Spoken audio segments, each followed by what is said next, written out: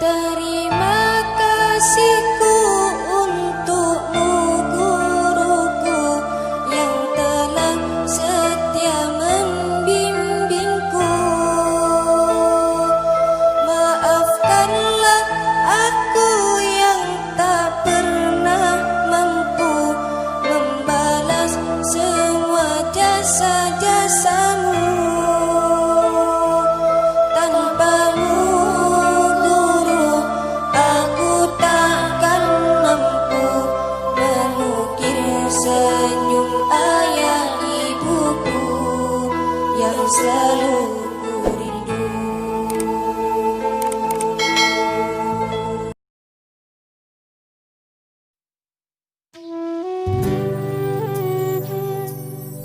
Assalamualaikum warahmatullahi wabarakatuh. Bagaimana kabar anakku semuanya? Semoga tetap dalam keadaan sehat walafiat serta dalam lindungan Allah Subhanahu wa Ta'ala. Untuk pelajaran kali ini kita masih membahas tentang mengetahui masa dewasa Nabi Muhammad Shallallahu Alaihi Wasallam.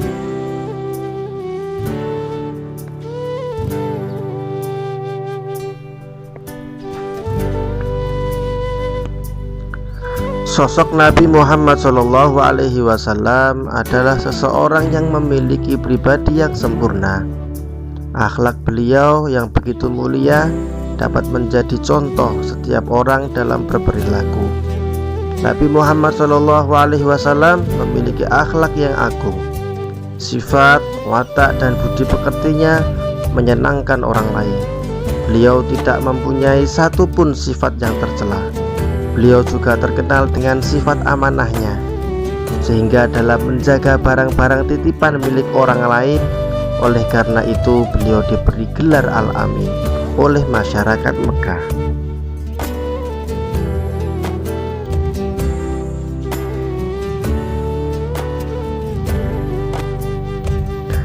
Kesabaran Nabi Muhammad Shallallahu Alaihi Wasallam. Sejak masih kanak-kanak, Nabi Muhammad Shallallahu Alaihi Wasallam sudah harus hidup dalam kondisi yang berat. Di usia 6 tahun, ibundanya Siti Aminah meninggal dunia. Di usia tersebut, beliau sudah dalam keadaan yatim piatu. Menginjak remaja pun harus kehilangan dua sosok orang tua yang beliau sayangi, yaitu meninggalnya Abdul Muthalib kakeknya dan Abu Thalib yaitu paman beliau. Tetapi kondisi tersebut justru menjadikan Nabi Muhammad Shallallahu Alaihi Wasallam menjadi pribadi yang penuh dengan kesabaran. Kesabaran yang dimiliki Rasulullah Shallallahu Alaihi Wasallam inilah yang membuat beliau menjadi pribadi yang dewasa, mampu bertahan karena beliau yakin bahwa Allah Subhanahu Wa Ta'ala bersama dengan orang-orang yang sabar.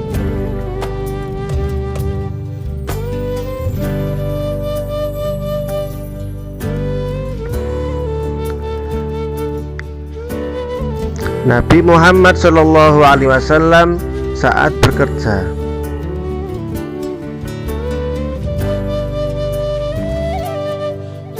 Yang pertama, tekun dalam bekerja.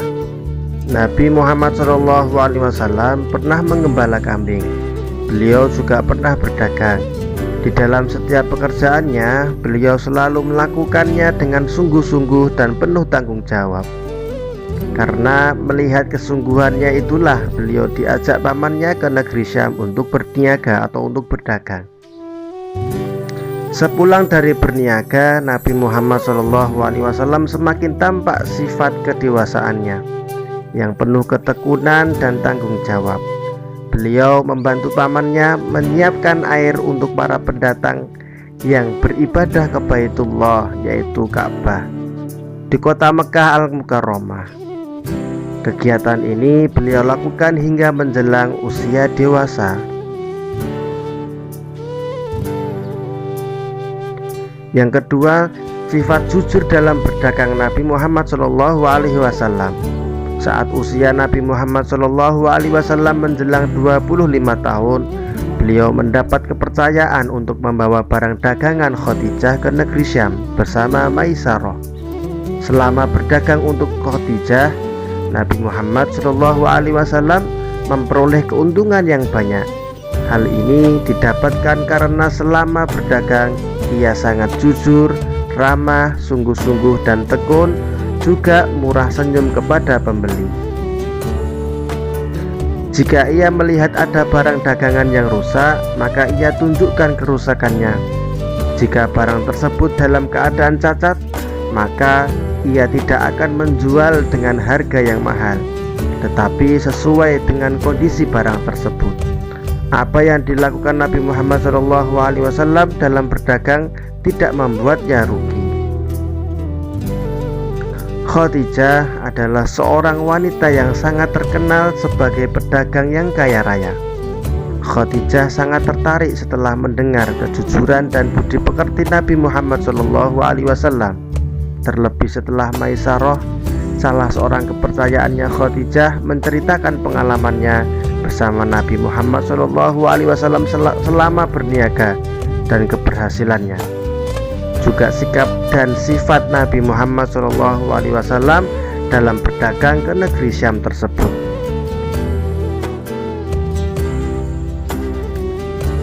Peristiwa peletakan kembali Hajar Aswad.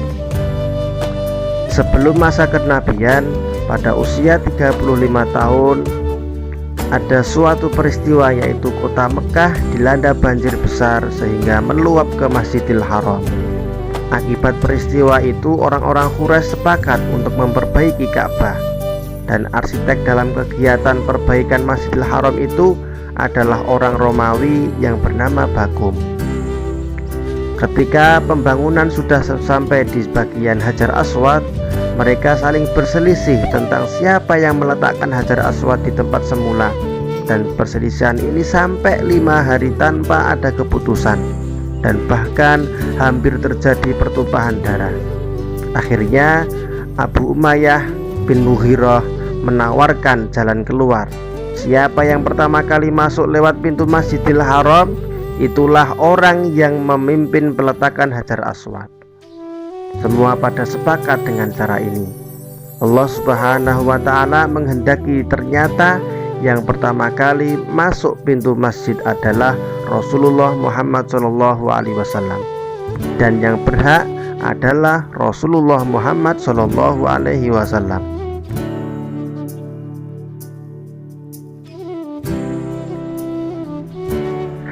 Orang-orang Quraisy berkumpul untuk meletakkan Hajar Aswad. Ketika diminta untuk mengambil keputusan tentang peletakan Hajar Aswad tersebut, beliau berpikir sejenak, mencari cara agar keputusannya adil dan bijaksana.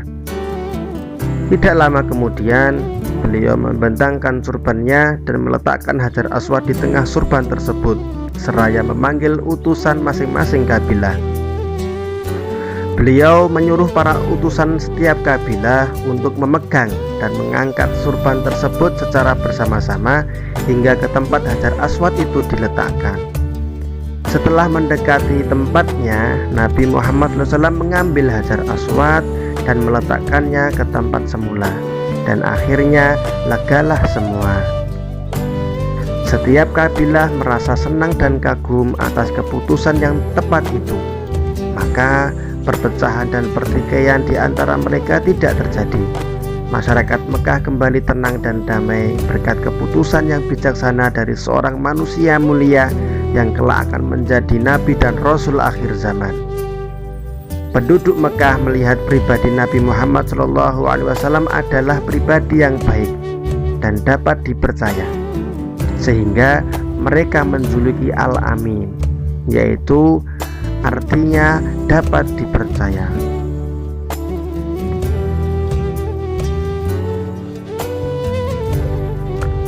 Pernikahan Nabi Muhammad SAW. Sejak awal pertemuannya dengan Nabi Muhammad SAW, Khadijah sudah tertarik melihat penampilan Nabi Muhammad SAW. Ia berpenampilan sopan dan wajahnya tampan, serta akhlaknya yang mulia, sehingga mengutus Nafisah binti Muniyah untuk menemui Nabi Muhammad SAW agar mau menikah dengan Khadijah. Setelah itu Nabi bermusyawarah dengan pamannya dan disetujuinya. Akhirnya Khadijah menikah dengan Nabi Muhammad SAW dengan mas kawin 20 ekor unta. Umur Khadijah pada waktu itu 40 tahun dan Nabi Muhammad SAW 25 tahun. Untuk lebih jelasnya, mari kita simak film tersebut tentang pernikahan Nabi Muhammad SAW.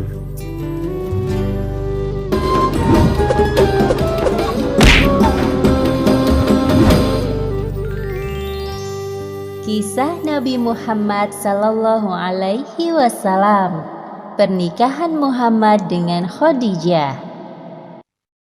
Sejak 2 bulan pasca kepulangan kafilah dagang Khadijah yang dipimpin oleh Muhammad dari Syam, kekaguman Khadijah kepada Muhammad semakin bertambah.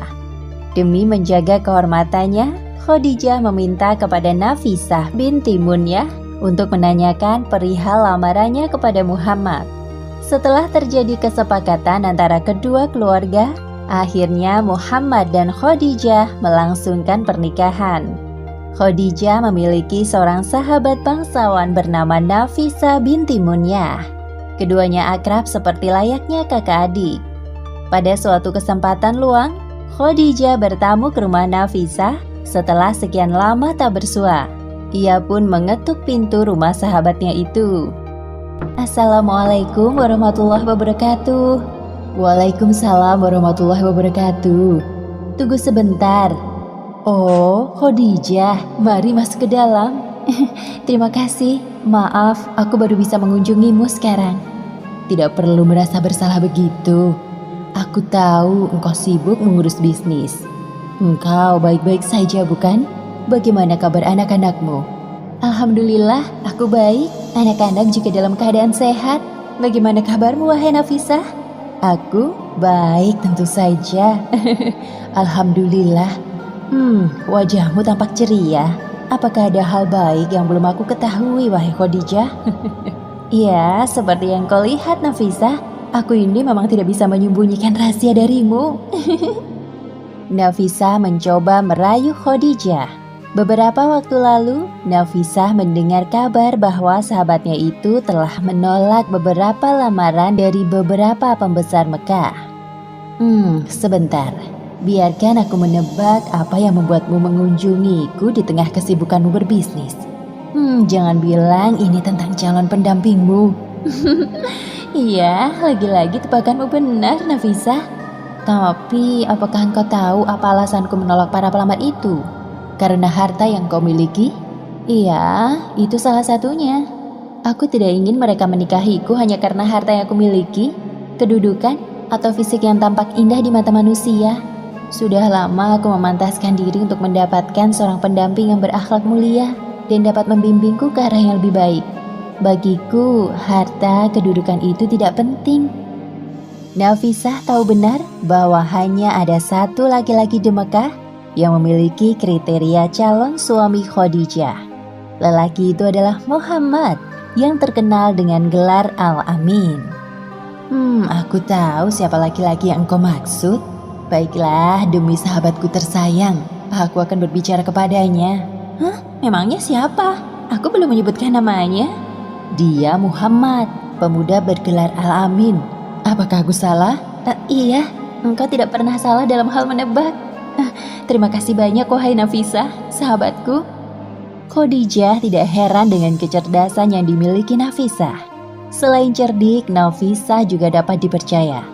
Hal itulah yang mendasari Khadijah meminta bantuan kepadanya.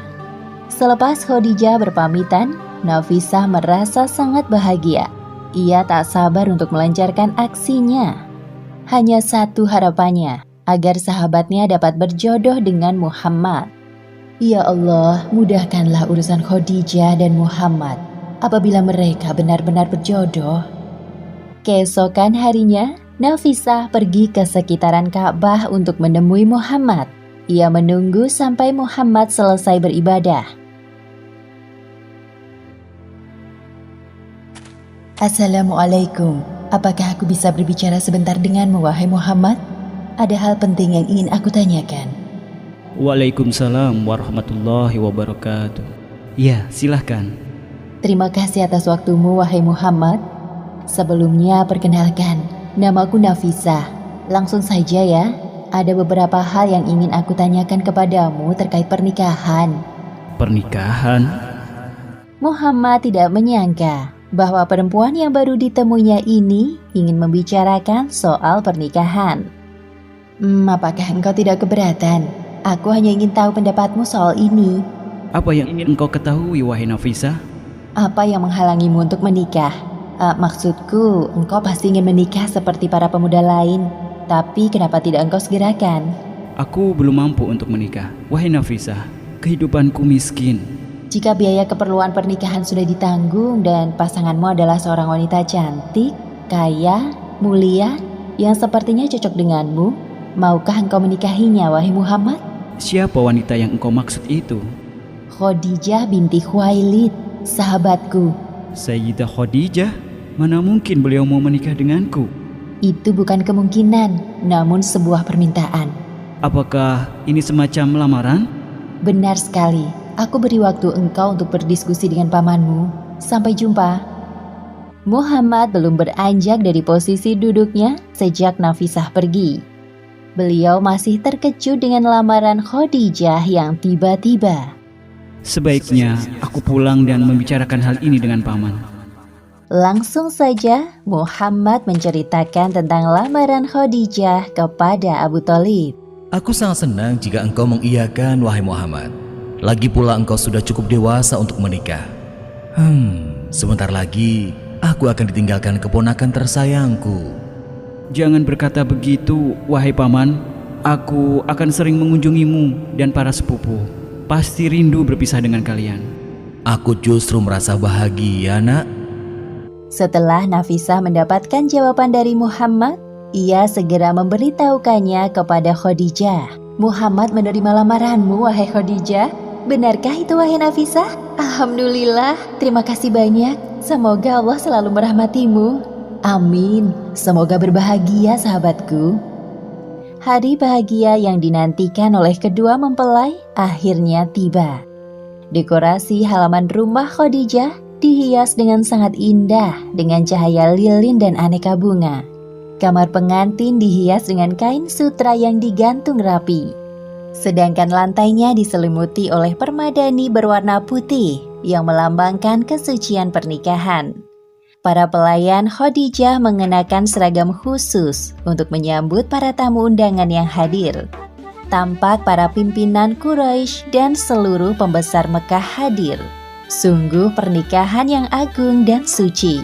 Pengantin laki-laki datang bersama rombongan dari kabilah Bani Hashim yang dipimpin oleh Abu Thalib, Hamzah dan perwakilan dari Bani Mudhar. Muhammad adalah sosok laki-laki yang sempurna. Paras wajahnya manis dan indah. Perawakannya sedang, tidak terlalu tinggi atau terlalu pendek. Rambutnya hitam sekali dan bergelombang. Dahinya lebar dan rata di atas sepasang alis yang melengkung. Sepasang matanya lebar dan hitam. Hidungnya mancung, dadanya lebar dan bahunya bidang. Warna kulitnya terang dengan kedua telapak tangan dan kaki yang tebal. Jika berjalan, badannya agak condong ke depan. Melangkah cepat-cepat dan pasti. Pandangan matanya menunjukkan kewibawaan. Sedangkan pengantin wanita tampak anggun dan cantik dengan balutan gaun pengantin yang elegan. Seolah-olah hanya Khadijah yang pantas mengenakannya. Pernikahan Muhammad dan Khadijah berlangsung dengan sakral. Dalam pernikahan itu, Abu Thalib selaku wakil dari pihak pengantin laki-laki menyampaikan sambutannya. Segala puji bagi Allah yang telah menjadikan kita sebagai keturunan Ibrahim, Ismail, Ma'id dan Mudar. Sesungguhnya anak saudaraku, Muhammad bin Abdullah, adalah seorang laki-laki yang tiada bandingannya dalam kehormatan, keutamaan, kecerdikan dan kecerdasan. Meski ia tidak banyak harta, sesungguhnya harta adalah kenikmatan yang akan sirna dan sesuatu yang berubah. Muhammad yang telah kamu ketahui keluarganya telah meminang Khadijah binti Khuwailid dan memberikan mas kawin, baik yang ditunda maupun yang ada sekarang. Demi Allah, Hal ini merupakan berita yang besar dan kehormatan yang tinggi. Kemudian sambutan diteruskan oleh Warokoh bin Naufal selaku wakil dari pihak pengantin wanita. Segala puji bagi Allah yang telah menjadikan kami sebagaimana telah disebutkan, memberi kami keutamaan sebagaimana telah dikatakan. Kami pemuka serta penguasa bangsa Arab, dan begitu pula kalian. Tidak ada kabilah yang mengingkari keutamaan kalian. Kami ingin menjalin tali ikatan dengan kalian. Saksikanlah wahai orang-orang Quraisy, bahwa saya telah menikahkan Khadijah binti Khalid dengan Muhammad bin Abdullah. Mahar yang dikeluarkan dari pihak mempelai laki-laki untuk diberikan kepada pihak mempelai wanita adalah sebanyak 12 ekor unta muda. Penduduk Mekah tidak memandang pernikahan Muhammad, seorang lelaki miskin, dengan Khadijah, wanita berkedudukan tinggi penuh harta, berdasarkan status sosial mereka. Melainkan mereka beranggapan bahwa keduanya adalah pasangan ideal yang mengharumkan nama suku Quraisy. Bahkan mereka sangat menantikan lahirnya keturunan yang baik dari rahim Khadijah. Khadijah diharapkan menjadi seorang istri yang selalu mendukung suaminya dengan penuh kasih sayang dan harta yang dimiliki. Sebaliknya, Muhammad sebagai seorang suami akan membimbing istrinya dengan bijak menuju keluarga yang sakinah dan mawaddah. Hal itulah yang diharapkan dari keluarga besar dari kedua belah pihak.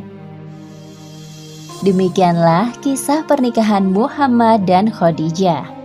Alhamdulillah, tadi kita sudah menyaksikan cerita tentang pernikahan Nabi Muhammad SAW dan Khadijah.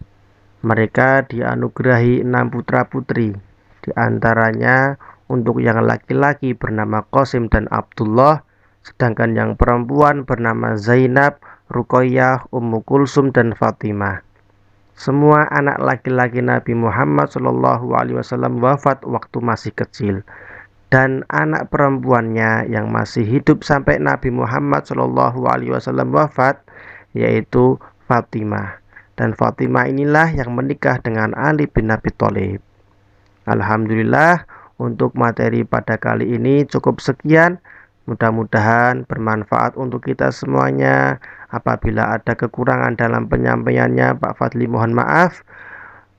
Wassalamualaikum warahmatullahi wabarakatuh.